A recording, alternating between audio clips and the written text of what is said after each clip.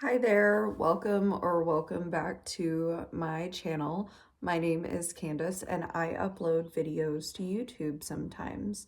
Right now, I am definitely in my reading mode. I've had a little teeny little slump here toward the end of October. I am also nearing the end of my pregnancy. I am 39 weeks as of today. So just having energy to still work, to still get things done, and to exist is hard. But I'm still reading. I am currently finishing up a book that I am just loving, and I will talk about that later.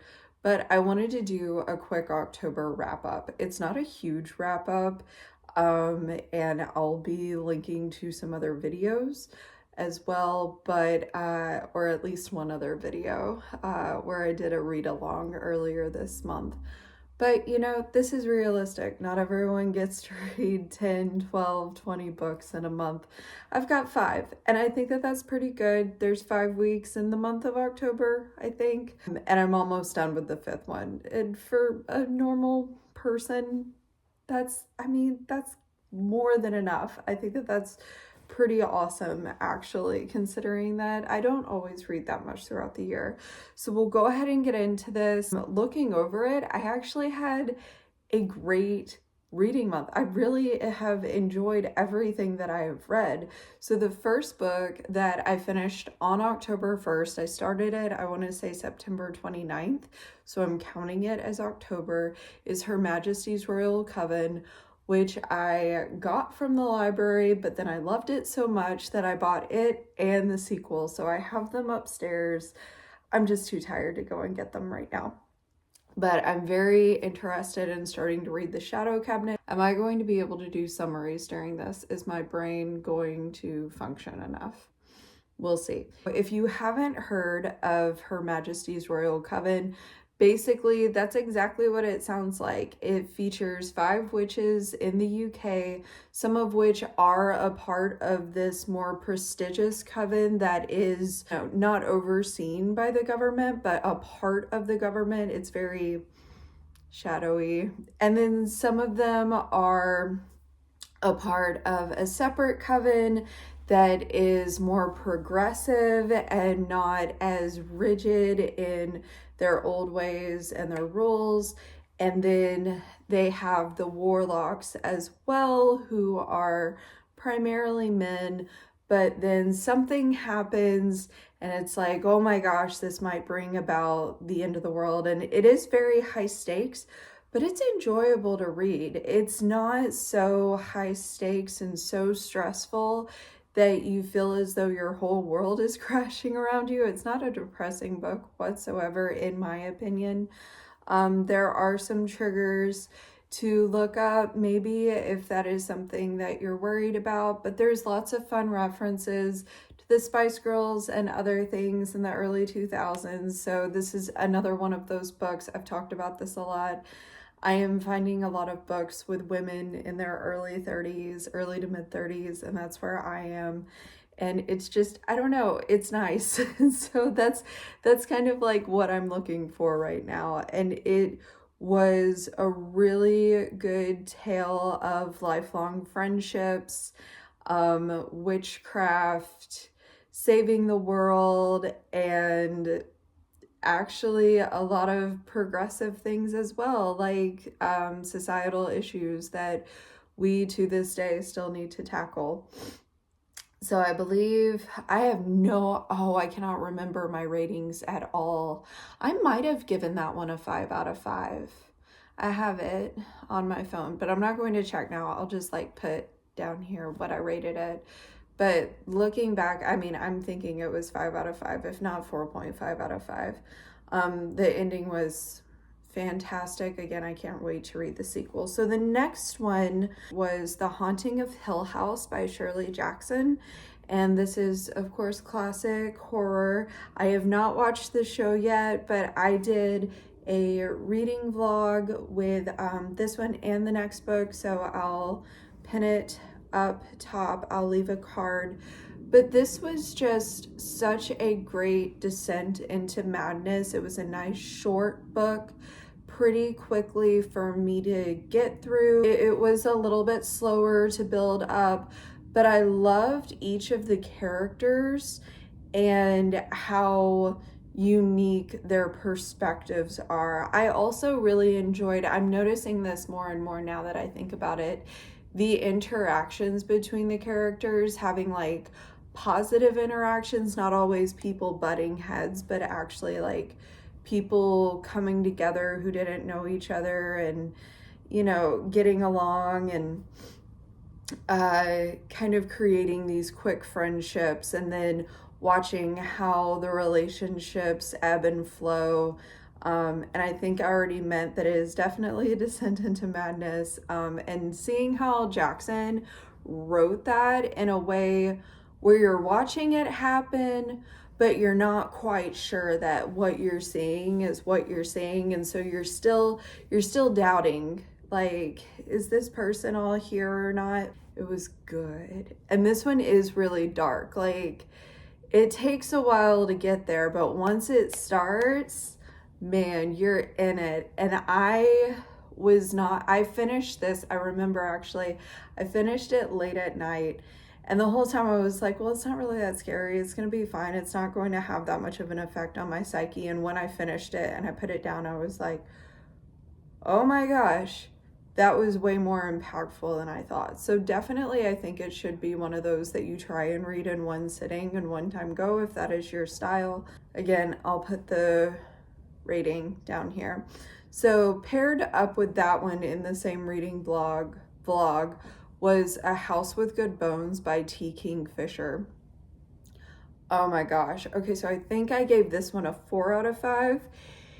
It was so good. And again, same thing for Haunting of Hill House. The main character is a woman, my age range, and she has this wonderful relationship with her mother, which was honestly like so refreshing, especially after reading The September House and Mother-Daughter Murder Night, which are both...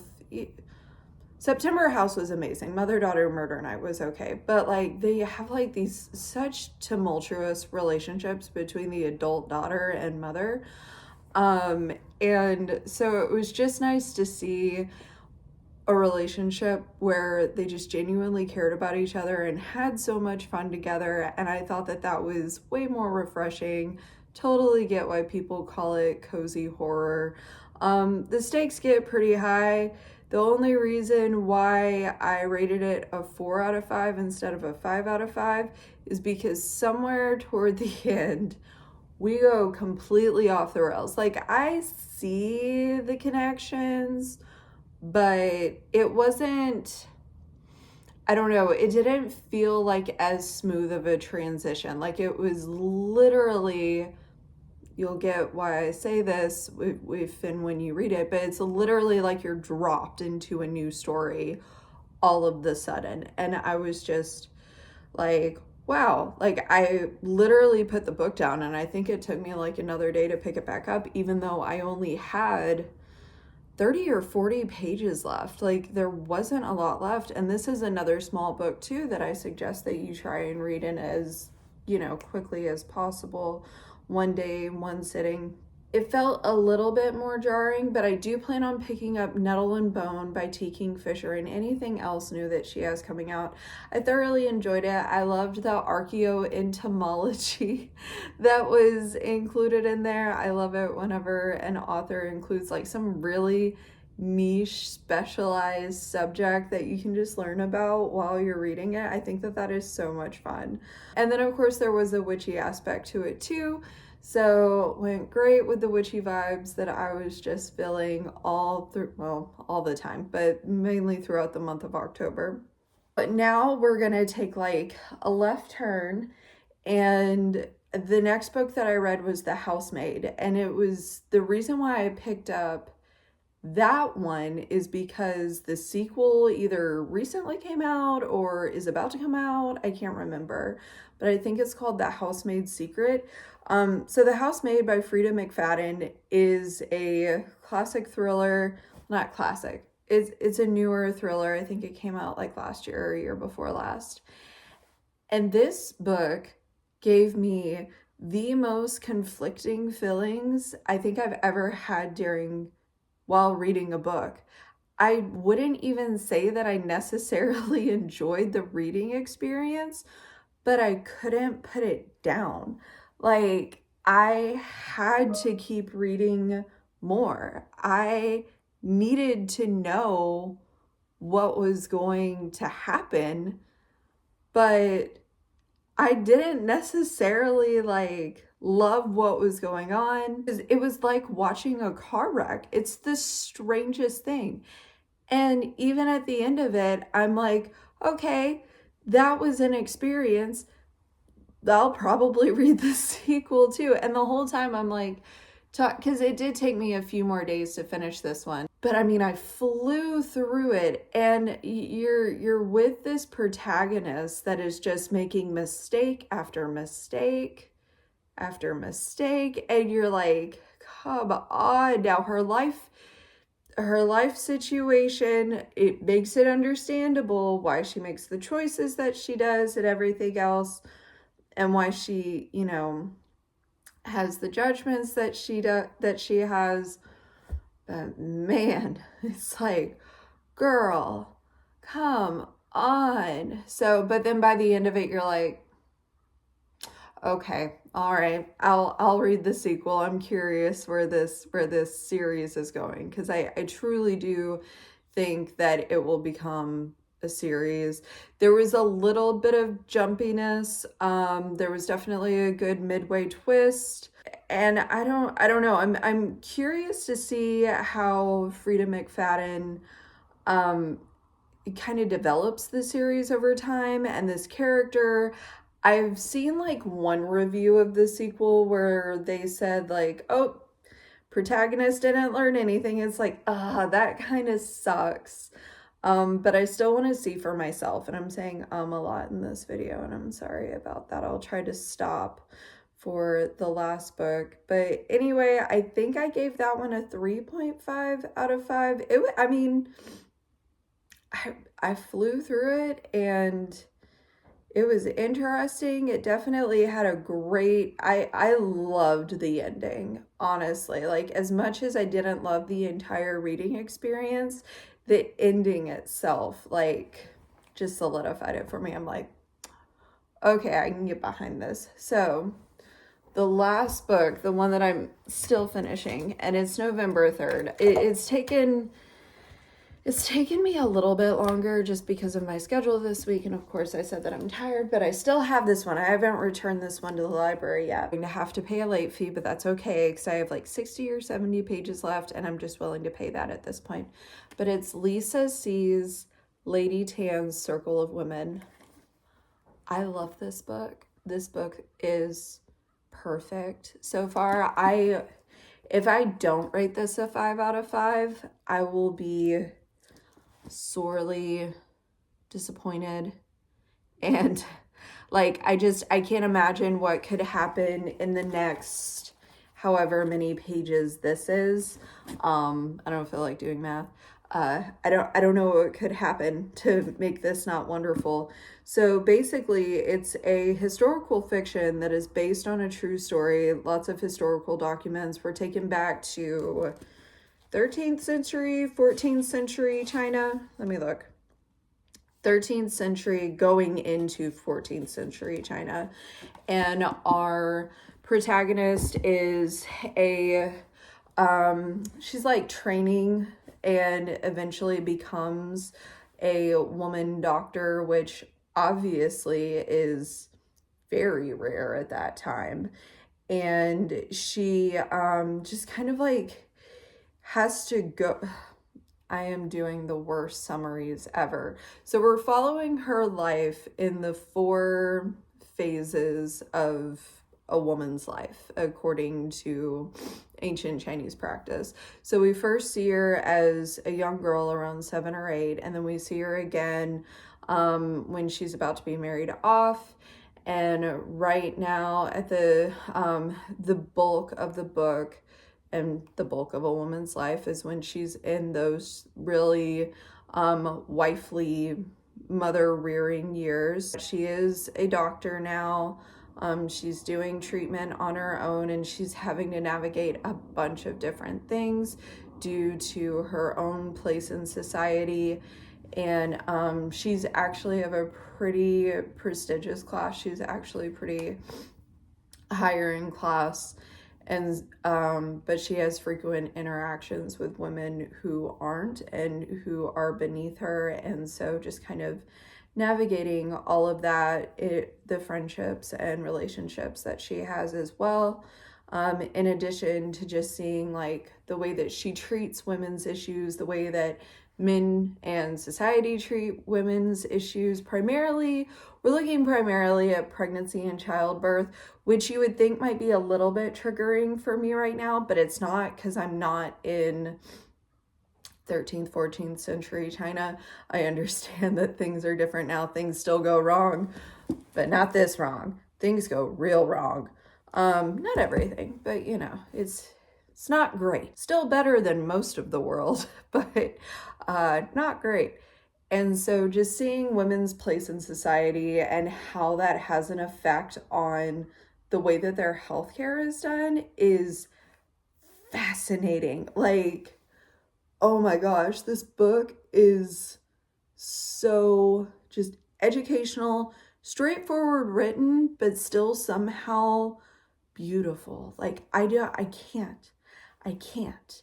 I'm so invested in these characters and where they're going to end up and their survival and their ability to thrive as best as they can. And by the way, the fourth section, I'm assuming is going to be like, you know, after menopause, whenever she's an old lady, and then going to death. That's what I'm assuming based on the structure of the rest of the book. But this has just been, oh my gosh, this has just been the most perfect read. Again, I love it when a book, even in fiction, can teach me something. And I have learned so much from this. It is just fascinating. So this book actually has inspired kind of a theme for what I want to go forward through for nonfiction November. I really want to read more about Eastern Asia and the culture, both historically and currently. I've got a little book of Beginner's Guide to Haikus and some other things as well that I picked up from the library yesterday that will go into nonfiction November and still be a part of my nonfiction November bingo board challenge. So, and I'll link that up above if you're interested in that. But anyways, hopefully I'll finish this today and or tomorrow. Husband and I have a lot of things to do. That is everything that I read or am currently finishing up in the month of October. Please let me know if you've read any of these books, if any of them sound interesting to you. Leave a comment, leave a like or dislike. It's fine. Let me know. And let me know what you're reading. If you're planning on doing nonfiction November, let me know what you're reading for it. I've never done it, and I'm not as good at reading nonfiction, especially cover to cover, but I'm pretty excited about some of the stuff that I already own that I'm going to pick up and some of the things that I got from the library. But anyway, I hope that you have a wonderful, fantastic day, and happy reading. Bye.